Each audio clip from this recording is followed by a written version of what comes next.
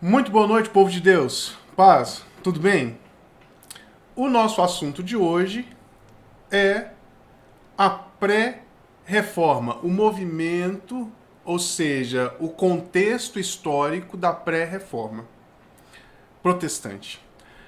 Nós estamos no mês de outubro, onde se comemora a reforma protestante. Comemora pelos protestantes e ficam bravos, né, chateados de alguma maneira, os não protestantes.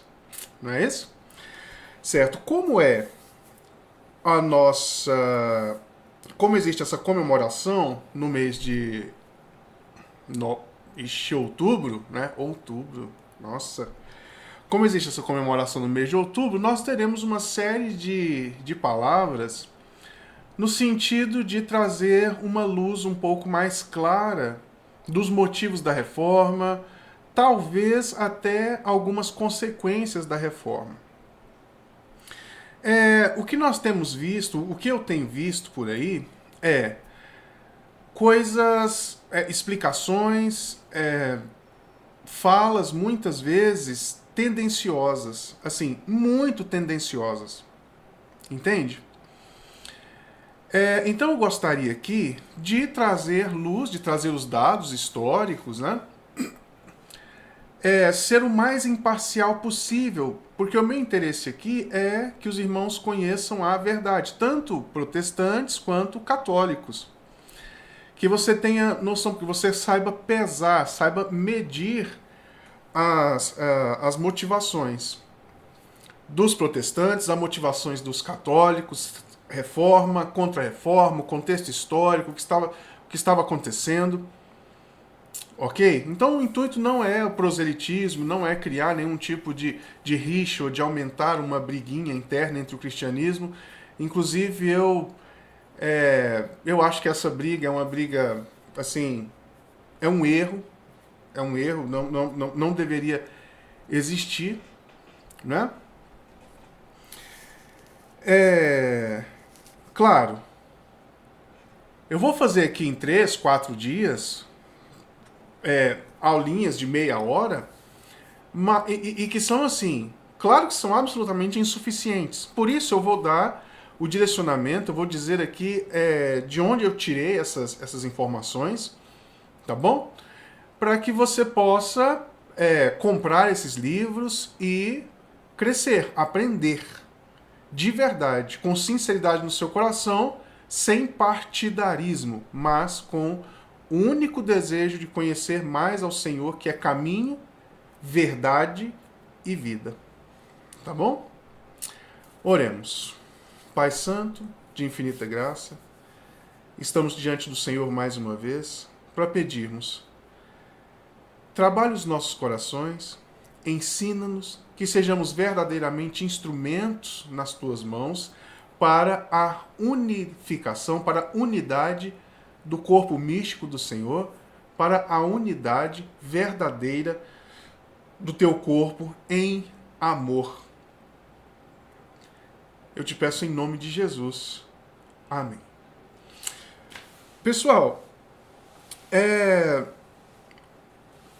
todas as informações que eu vou dar aqui para os irmãos foram retiradas dos livros dos autores Christopher Dawson, a Divisão da Cristandade, Daniel Hobbes, História da Igreja, inclusive essa uma história da igreja enorme, o valor é mais de R$ 1.000, né?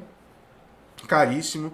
Frei Dagoberto, que é desses que eu estou dizendo aqui, o que eu menos indico é a do Frei Dagoberto, a história da igreja, a história da igreja do Frei Dagoberto, principalmente esse período da reforma, mas eu vou utilizar informações que ele traz, e do Carter Lindbergh.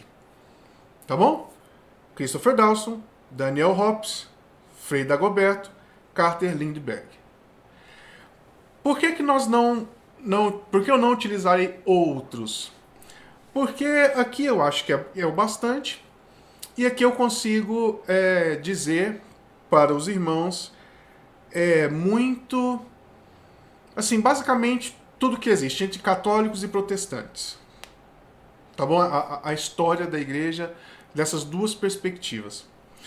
Frei Dagoberto, por que que eu não indico que se você for comprar uma história da igreja, você compre a do Frei Dagoberto? Eu indico que não compre a dele, porque ele é muito tendencioso.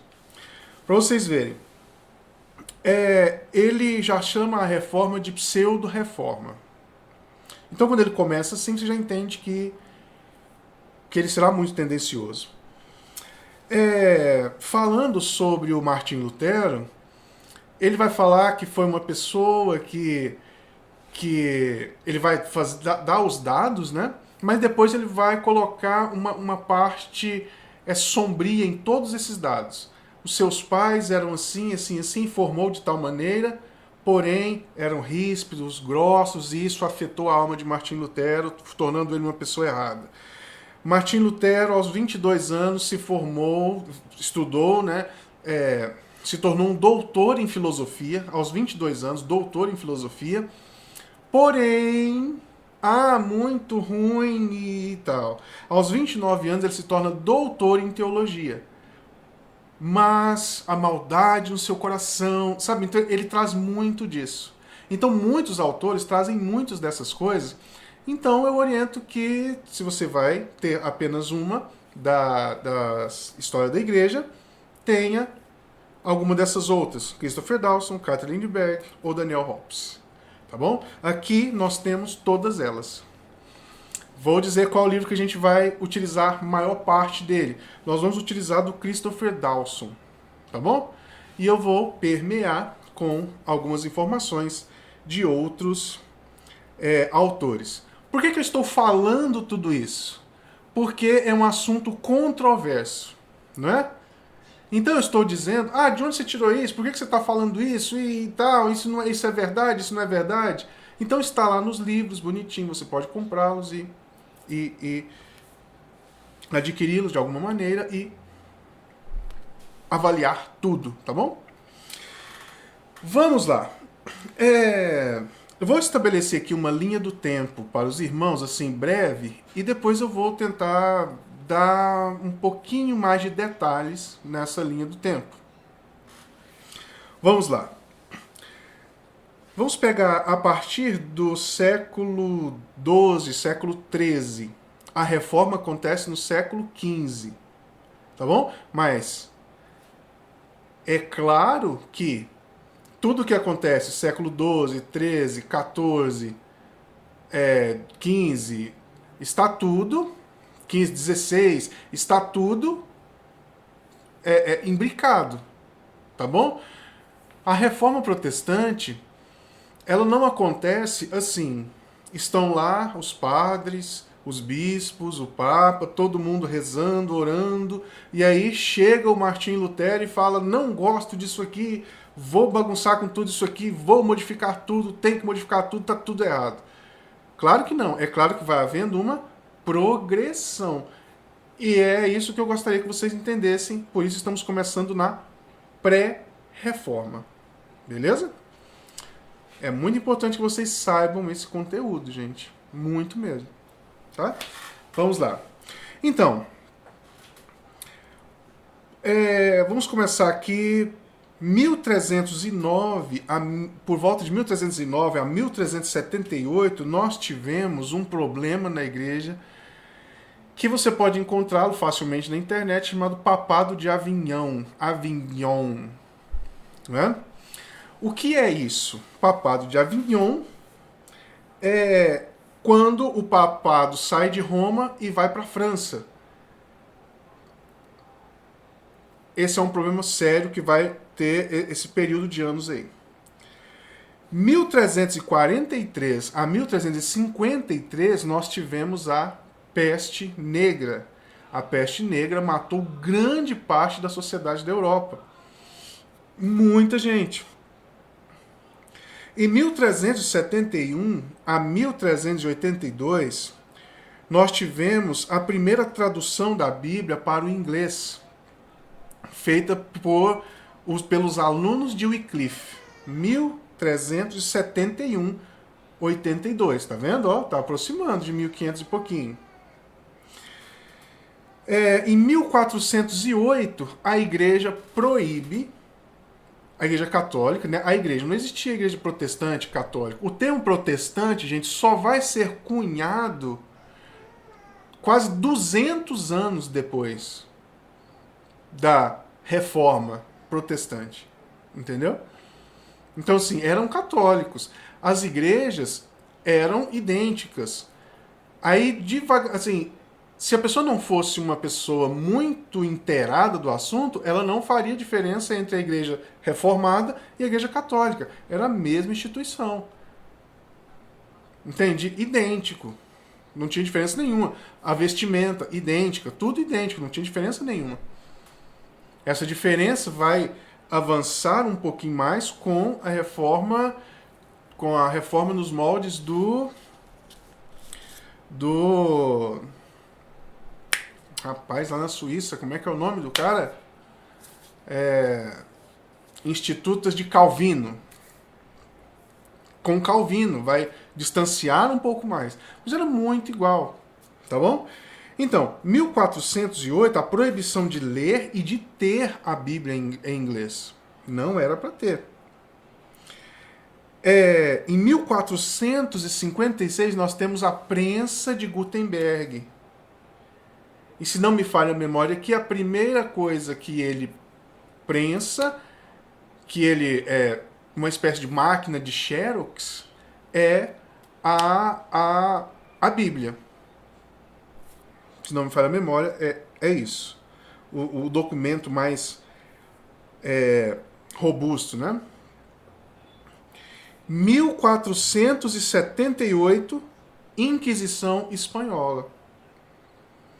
Quem era herético, a igreja chegava, havia toda uma conversa, todo um caminho para que a pessoa voltasse à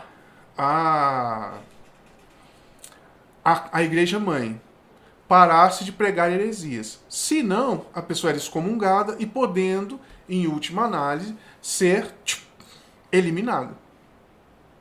Tá bom? 1492, Rodrigo Borgias, tem até um seriado chamado Os Borgias,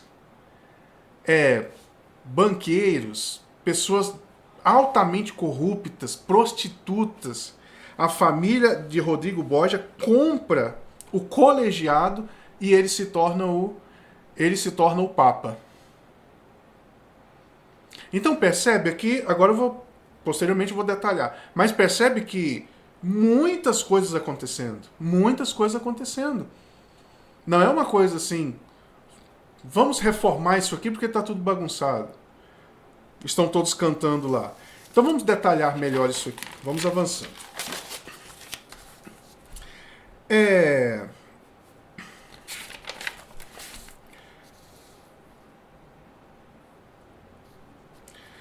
Por causa de todas essas mazelas, todos esses problemas, o que vai acontecendo? Vai se perdendo uma unidade chamada unidade da cristandade. Como que as coisas eram anteriormente? Não havia o que nós entendemos, né? Na verdade lá está o início do que nós chamamos de estados nacionais, a divisão dos países, né? Uma divisão mais concreta dos países. Até esse período aqui, 1300 e pouco, 1400, 1500, não havia essa divisão. Então havia a cristandade. A igreja, ela tinha uma grande influência no Estado, uma influência gigante, ela se fundiu com o Estado, de modo que ela tinha o poder e recebia impostos e dízimos de todos. Né? Então, se você pensa na França, Itália, Inglaterra, tudo isso não tinha exatamente esses nomes, eram condados, eram coisas assim. Tá bom? Então não havia essa divisão como nós entendemos hoje. Então a igreja recebia todos esses impostos, todas essa responsabilidade também, uma grande responsabilidade estava na mão da igreja. Uma espécie de sistema bancário também foi criado dentro da igreja, a instituição igreja criou isso. Por causa dessas dificuldades, começa a haver a ruptura dessas estruturas. E a autoridade suprapolítica do Papa, ela começa a ser questionada. Um dos motivos é o motivo econômico, claro. Claro que é o motivo econômico. Então você tem um príncipe na França, um príncipe, um rei na Inglaterra. E aí, esses príncipes mandam seus dízimos, suas ofertas e seus impostos, é muito importante frisar isso, dízimos e ofertas e impostos para Roma. Só porque, gente, a quantidade de dinheiro é muito grande. A quantidade de dinheiro, a quantidade de animais, a quantidade enfim, de ouro, de prata, de tudo isso era uma quantidade muito grande. Então os príncipes olhavam para aquilo e começam a desgostar daquela situação. Já a gente vai entender um pouco mais. A igreja se torna rica. A igreja é rica e se torna muito rica, porque ela recebe esses. Como é que a gente fala hoje? Essas contribuições, né? Ela recebe essas contribuições. Em meio a isso, advogados de cada reino, de cada lugar, advogados como Guilherme de Nogaret, 1260 a 1313, ele começa a ir contra essa cobrança de imposto da igreja. Olha, ele morre em 1313, tá vendo? Mas já tem gente ali contrário a essa estrutura que a igreja estava, sobre a qual a igreja estava estruturada. Então um monte de gente contrário a isso. Então advogados...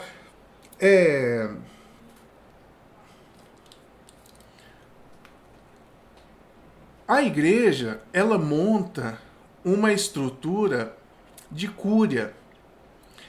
Ou seja, ela monta uma estrutura, uma espécie de judiciário e uma espécie de senado. Tá bom? Não é exatamente isso, mas é uma coisa que se parece com isso para os nossos dias de hoje. Tá? Então ela monta uma estrutura assim, então ela recebe problemas para que ela possa julgar. Ela tem a sua instância de julgamento dos hereges e ela tem a sua instância de criadores, formadores de leis. Tudo isso era de um custo altíssimo, altíssimo, altíssimo para a igreja. Nessa ruptura, nessa ruptura dos estados, que começa cada um puxar para si, e agora já não é a cristandade suprindo tudo, a cristandade nessa cisão da cristandade, os franceses se tornam poderosos. Conseguem vencer uma série de batalhas e se tornam poderosos e reivindicam para si o papado para a França. Então, nós temos aí o que eu disse anteriormente, o papado de Avignon. Papado de Avignon, para nós brasileiros aqui, o papado de Avignon. Então, o papado sai de Roma e vai para a França. Por quê? Ainda continua recebendo todos esses benefícios. Dinheiro, dízimos, ofertas e impostos. Nesse mesmo período aí, a igreja ela se torna assim poderosíssima em cobrança de impostos. E o que acontece com os reinos, com os reinos que ainda não são reinos, né, estão se formando como estados nacionais, eles ficam bravos e têm seus advogados para poder dizer não, essa parte aqui não é da igreja, essa parte aqui é do Estado. O Estado é quem deve gerir esses recursos. E a igreja não, nós devemos gerir esses recursos. E aí a igreja, com o papado em Avignon, a igreja se torna poderosíssima em cobrança de impostos. Os impostos vão todos para lá.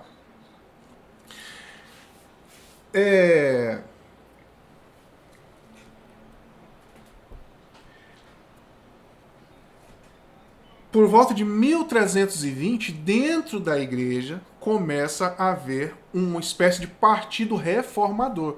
1320. Um partido reformador dentro da igreja católica, né?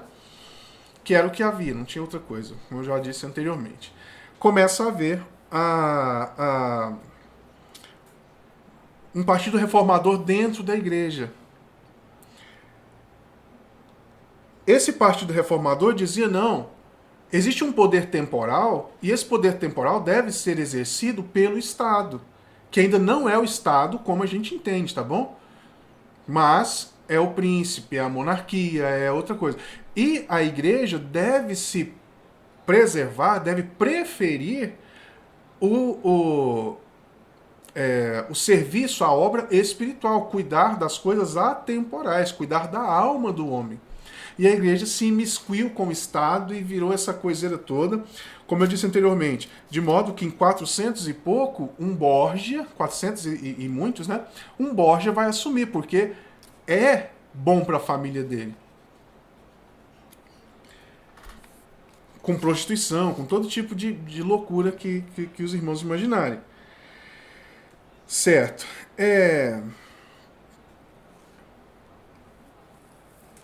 Como foi que se resolveu isso?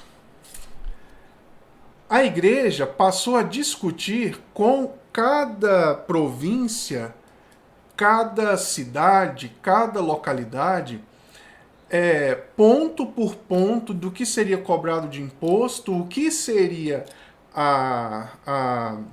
o que seria a responsabilidade da igreja, o que seria a responsabilidade do príncipe, do rei, ponto a ponto, do nobre.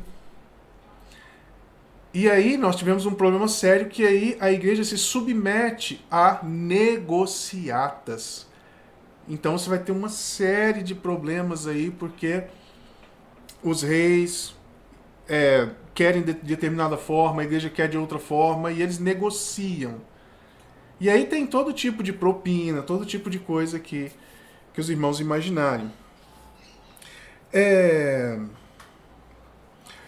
O João XII é um papa e ele é reconhecido por ser um bom advogado e administrador. Ele não foi um papa ruim, ele não foi um papa que fez coisa errada, que nada. Mas as coisas de ordem espiritual ficaram totalmente por fora. E as pessoas que eram escolhidas para serem papas eram pessoas que tinham esse tino de direito e de administração. Porque a vida do Papa agora era negociar com príncipes e reis. Os cardeais, nesse período, se tornaram muitíssimo ricos. Muitíssimo ricos. Por causa desse tipo de negociata.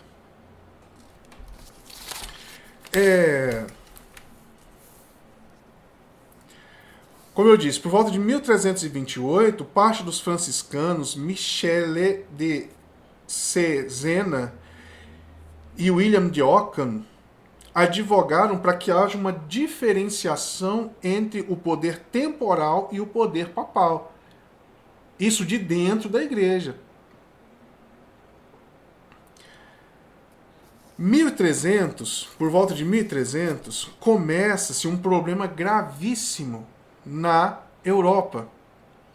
Começa a haverem problemas econômicos e desastre social, que vai culminar em 1343 na peste negra. Mais ou menos no meio da peste negra, nós temos uma outra coisa chamada de Guerra dos 100 Anos, que vai de 1337 a 1453. Com isso, a igreja só vai sendo desmoralizada, só vai ruindo cada vez mais o poder do Papa, o poder dessa dita cristandade, invasão de turco, de bárbaro de um lado, guerra interna, a cristandade rompida ali no meio, o pessoal não está acreditando mais, porque Deus é bom, Deus é conosco, e guerra, e doença, e guerra, e pobreza, e mazelas, e o pessoal, mas... E sempre, no meio desse povo, tem gente apontando, olha, o Papa está errado, a igreja está errada. Isso não era, irmãos, uma coisa assim, comum a todos. todos sabiam, tinha uma internet, aí um cara fazia um vídeo, não. Era dentro da igreja mesmo. Igreja e universidades. Nesse período aqui, as universidades ganham uma força, ganham uma importância muito grande com respeito às direções que a igreja tomará.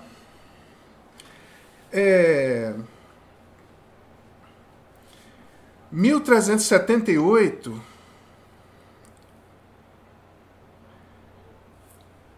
o povo fica bravo e decide eleger um novo papa. E elege um novo papa em Roma. Então agora nós temos 2 papas. Nós temos um papa em Avignon e temos um papa em Roma. E esses 2 papas excomungando um ao outro.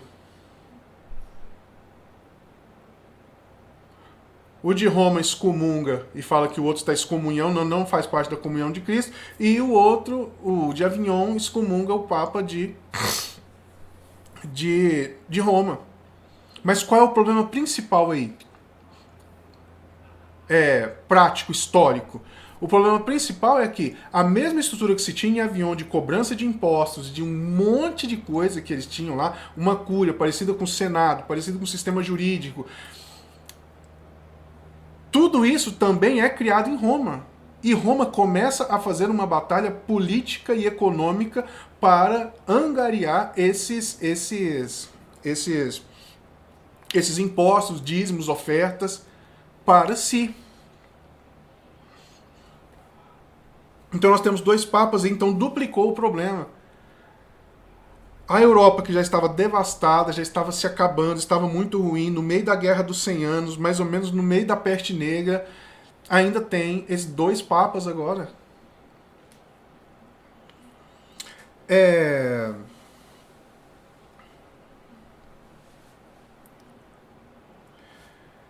Para buscar uma solução, vão aos doutores de Paris, da Universidade de Paris, os doutores em teologia. Por quê? Tem um papa dizendo que ele é o papa. Tem o outro dizendo que ele é que é o papa. Então, quem é que vai resolver isso? Os teólogos. Mas aqui nós temos um problema grave para a igreja. Quem é a autoridade máxima da igreja? A autoridade máxima da igreja é o Papa? É a tradição? Ou é a Bíblia? É o Papa? É a tradição? Ou é a Bíblia? Então, se pessoas de dentro de uma universidade pode declarar que determinado Papa não é de Deus, então significa que o Papa não é a autoridade máxima. Percebe o tamanho do problema, o tamanho do imbróglio que tá acontecendo aqui? Então a tradição não vai ser tão poderosa. A tradição de Pedro, né, que Pedro é o primeiro Papa e vai passando aquela herança apostólica de um ao outro, mas agora você tem 2 papas. E você tem bispos. E bispos começam a ficar contra o Papa e querer derrubar o Papa. E aí, quem é a autoridade máxima? Quem é a autoridade? E utilizando sempre argumentos bíblicos. Um dos santos que foi utilizado nesse período aqui, Santo Agostinho. Tanto que Martim Lutero, ele é agostiniano, ele se torna doutor em teologia dentro de um monastério agostiniano. Agostinho, irmãos, é Bíblia o tempo inteiro. Então, utilizando o texto bíblico. Então, estava aqui um confronto enorme entre a igreja de modo geral. 2 papas. Então, a autoridade, as pessoas agora esperam dos teólogos de Paris que se tenha alguma resolução disso. Então, conversam entre si e estabelecem um concílio para uma eleição de um novo Papa em 1409. Em 1409, em Pisa. O que acontece? Para a eleição do Papa, foi chamado quem? Os bispos e os teólogos? Não. Foram chamados bispo, teólogo, príncipe, representante de exército, cardeal, rei. Foi chamado um monte de gente. E votaram e chegaram a um novo Papa em Pisa. Certo. Olha outro problema grave aqui com respeito à igreja. Tá, então um príncipe, um general, um representante do exército pode votar para eleger um papa? Um professor universitário de dentro de uma universidade pode votar para eleger um papa? Então o poder espiritual, o poder da igreja está se esvaindo, se esvaindo, se esvaindo. Percebe isso? Então votam todos. E agora nós não temos apenas 2 papas, nós temos 3 papas. E esses papas se excomungam entre si e buscam para si toda aquela estrutura de cúria para poder manter a cúria do papado. Esse terceiro papado só vai funcionar por cerca de 10 meses e ele falece.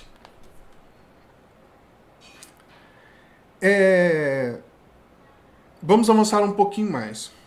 John Hus é um reformador, está dentro da igreja, um reformador tcheco, e ele recebe grande influência de Wycliffe.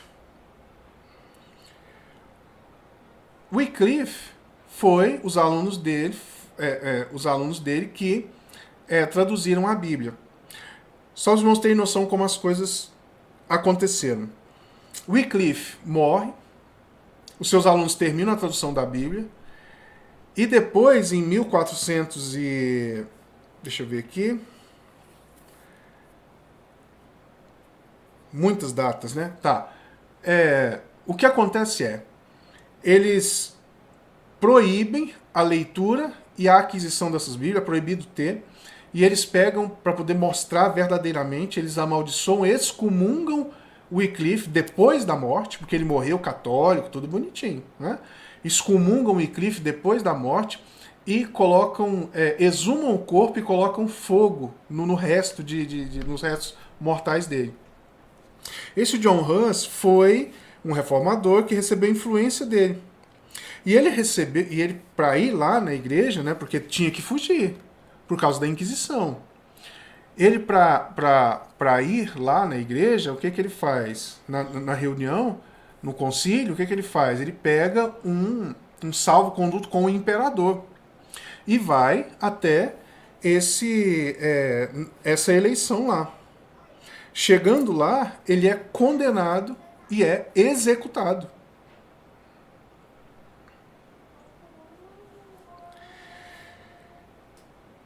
A partir de então, as eleições se tornam, e as direções, agora não são mais exclusivas de dentro da igreja, mas tem bispo, tem delegados, príncipes, do pessoal da universidade. Percebe o poder se dissolvendo? Percebe as várias frentes? Vou fazer uma breve revisãozinha aqui. Então, o que nós vimos? Nós vimos crise social generalizada nesse período aí, 1300 e pouco, 1482, 92, pertinho ali da Reforma. Nós vimos guerras internas, guerras exércitos vindo de fora para invadirem a Europa. Nós vimos o aumento da pobreza. Nós vimos também a peste negra, nós vimos doenças assolando tudo. Nós vimos a corrupção da igreja. Nós vimos os papas, 3 papas, muitas cúrias, muitas coisas. Nós temos a elevação dos estados nacionais contra a igreja. Porque os estados nacionais, esse é o início, né, bem incipiente ali. Os estados nacionais começam a se formar e querem esses impostos, querem ter esse poder para si. Tá bom? Então, essa é a primeira parte da nossa pré-reforma. Depois nós vamos aproximar mais da reforma e ver os pontos da reforma, o porquê que as coisas se agravaram tanto. E a gente vai para a reforma, consequências da reforma, talvez contra-reforma. Tá bom? Pai, em nome de Jesus, eu te peço, abençoa, Senhor, cada um dos irmãos, abençoa se for católico, se for protestante. Em nome de Jesus, Pai, que o nosso amor pela verdade possa estar acima dos nossos partidarismos. Pai, em nome de Jesus, eu te peço, gera, Senhor, unidade no nosso meio. Somos tão carentes da unidade do Senhor. Somos tão carentes, Pai, de unidade para refletirmos o caráter do Senhor. Estamos entregues a Ti, reina sobre nós, em nome de Jesus. Amém. Gente, manda esse vídeo a outras pessoas, tá bom? E até a próxima. Com Deus.